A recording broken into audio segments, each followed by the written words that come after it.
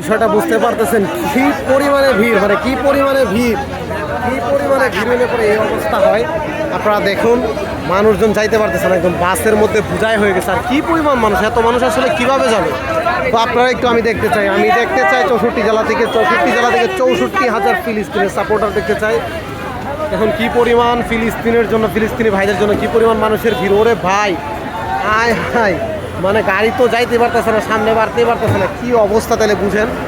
অবশ্যই চ্যানেলটিকে সাবস্ক্রাইব করুন, বেশি বেশি করে কমেন্ট করুন কে কোথা থেকে দেখছেন। 64 জেলা থেকে আমি ফিলিস্তিনের সাপোর্টার দেখতে চাই।